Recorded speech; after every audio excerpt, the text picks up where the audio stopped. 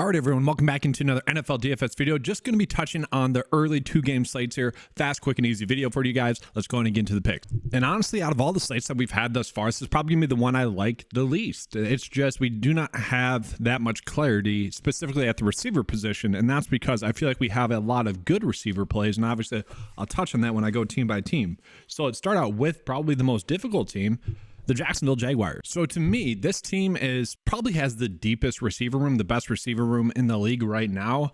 And that's just because of their depth, I would say. Basically, all the players that they're going to have to end up cutting at the receiver position, I think that they will find spots on other teams. That is the amount of depth that they have. With that, it's going to be more difficult to predict who is going to be the good play. But the thing is, they did have a lot of offense in this game. Obviously, they scored 28 points. They threw the ball 36 times and also ran the ball 36 times. So we probably do want to be chasing some of the production. The biggest issue here is that look how deep this list goes for players that caught passes. I mean, that is way too deep.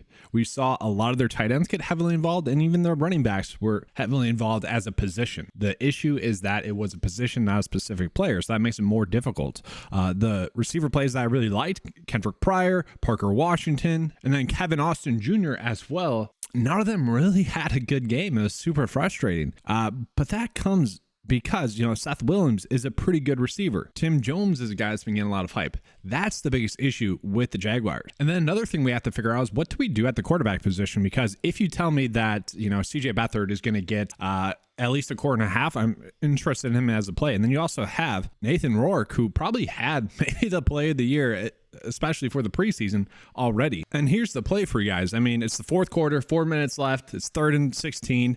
Game's kind of on the line a little bit. They're up, but obviously you want to convert this. Watch this play. I mean, it was just phenomenal. It's just, you're not going to get a better play than this, I really think, throughout the rest of the preseason. I mean, just phenomenal. It delivers a perfectly good pass for a touchdown. Just a great play. My worry is that a lot of people are going to see that play and want to play him again today.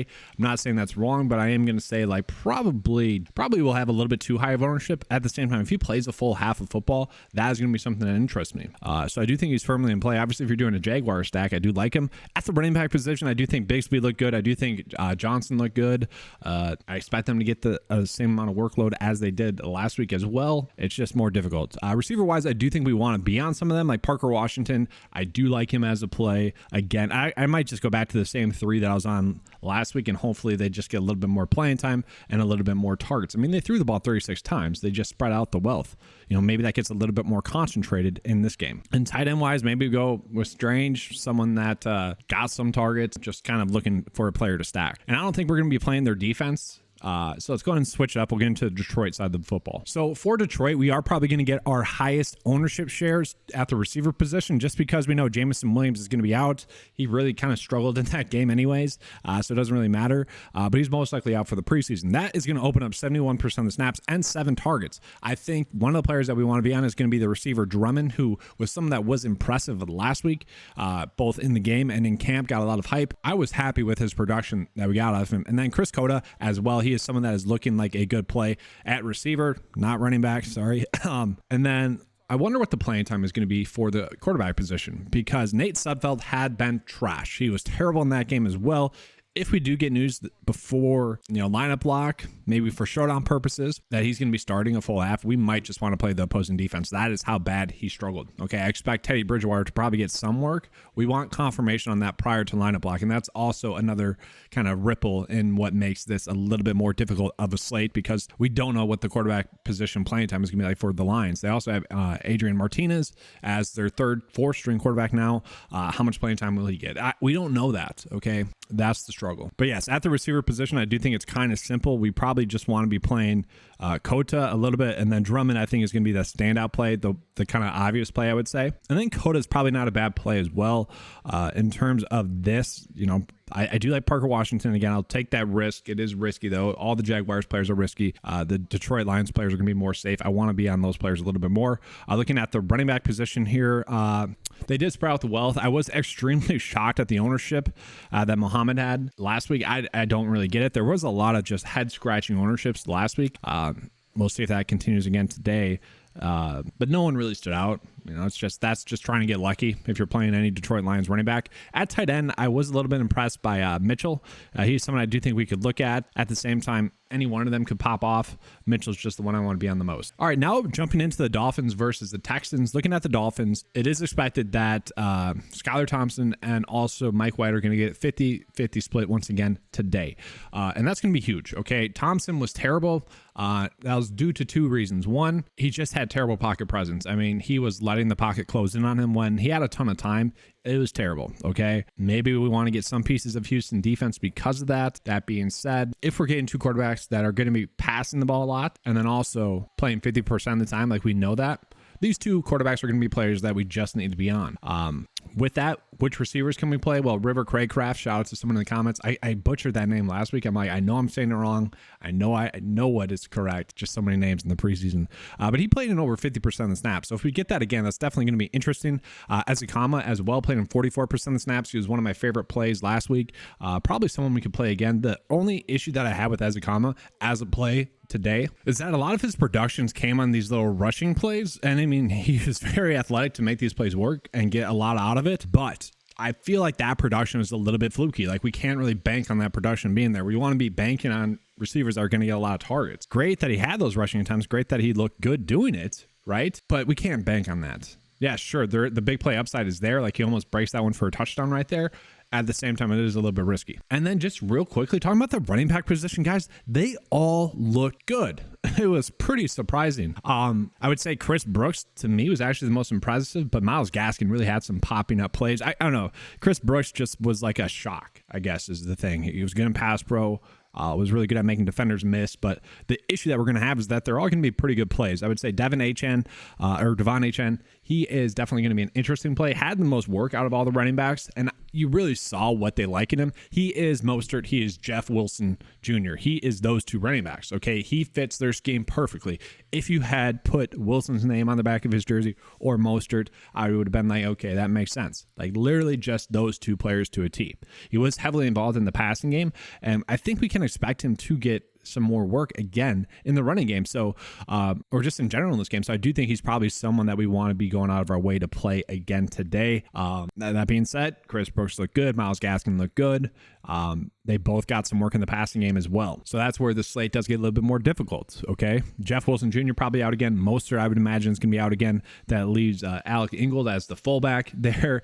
And then we have Chris Brooks, Ahmed, Gaskin, and Achane. There's a good chance, we can get 7 carries between those guys. I do think Achane is going to be the one that we want to roll with the most. Don't be surprised if someone else has a good game as well. And then tight end wise, I do like Elijah Higgins. Again, we look at that box score from last week. He did have 3 targets, was able to secure about 5.6 DraftKings points. Obviously, that's something that we like. At the tight end position, we're just trying to get lucky. So, if we don't go Nathan Rourke at quarterback with Jacksonville, I do think we have to go with one of the Miami quarterbacks. Maybe we go with Mike White or Skylar Thompson. I don't think that's really going to make too much of a difference. And guys, for the Texans, I really don't have that much. We know that the starters will play. They're going to play about 2 to 3 series probably. My biggest question mark on the slate for the Texans is Tank Dell stud play again. We kind of knew he'd be a stud play last week. That was the expectation at least. And he popped off for us. Helped us all have really good weeks last week. The question is, what will that do to his ownership? Because he was a little bit lower owned than I thought he would be. And 2, what are the chances that his playing time gets limited now? You don't always want these players to be displaying film for other teams to see. That being said, he was by far the one player that was targeted heavily. 8 targets, and the next best is 3. That is kind of a worry though at the same time as well. You don't love to see that. Hutchinson probably is going to be the next best option. Honestly, he's been getting a decent amount of hype out of camp, but it does feel like we're probably chasing that production a little bit. And then at the running back position, 30 rushing attempts, right? That is huge. We would love to be able to bank on that, but it's super spread out. Okay. That is kind of a worry. And I would have thought the running backs would have been a little bit more involved in the passing game as well. Basically 0 checkdowns. It was kind of strange. And then at the quarterback position, they look sharp minus CJ Stroud.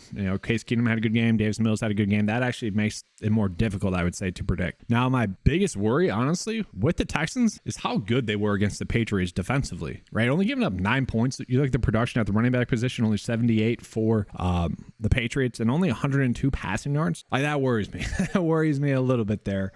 So I do think we probably want a little bit of pieces to the Texans defense. But if we're doing something like this, I don't think that's a bad start to it. If you want to go with Texans again, you can. Like I said, Skylar Thompson, he was really terrible in the second half. I mean, it was bad. So You could go Texans defense, kind of hoping that he struggles again. I don't really love kind of the fact that I have Mike White and H in there, the obvious plays with Texans D.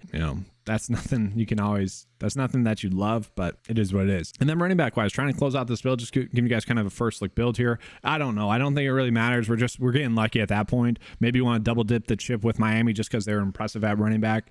I don't hate that. You could go Gaskin or Brooks. And then once again, it does kind of suck that you're going Texans defense there, but that's kind of the slate that we have. In terms of Miami receivers, probably want to be on one of them as well. That's another issue here is that, River Craycraft did play a lot. And you do expect, as you comment, to get some more work just because of how banged up they are at the receiver position. Like Tyreek Hill doesn't make sense for him to get a lot of playing time. Sure, Cedric Wilson could pop off a big play. Sanders is still expected out. So yeah, we kind of know which receivers to be on in some capacity. It's just how to go about stacking them. God, I kind of hate that Miami's popping up as much as they are. But guys, just real quick, I will be coming out with the afternoon video here basically after this or around noon, maybe 1 p.m. Central Standard Time. Be on the lookout for that. Make sure to give this video a like. Make sure to give that video a like. Do want to remind you guys of the promo code that's going on the 9to5 website right now. Get 50% off your first 9to5 membership. This is going to be for new members only. Use the promo code PLAYOFFS to get access to that. It's a $10 membership. Get it for $5 a month. If you guys are watching this thinking I'm playing NFL DFS, why are you giving me a golf promo? It is a fantasy golf website, don't get me wrong, but it's also NFL DFS props based as well. It gives you access to all those kind of tools that you would need to succeed in those sports. Specifically for preseason, the NFL DFS lineup optimizer, a tool that helped me take down a GPP just 2 days ago, is going to be available for just $5 a month. Insane value. Take advantage of that. That's going to be all for this video. Hope you guys enjoyed it. Let's have a good slate. And as always, let's keep cashing.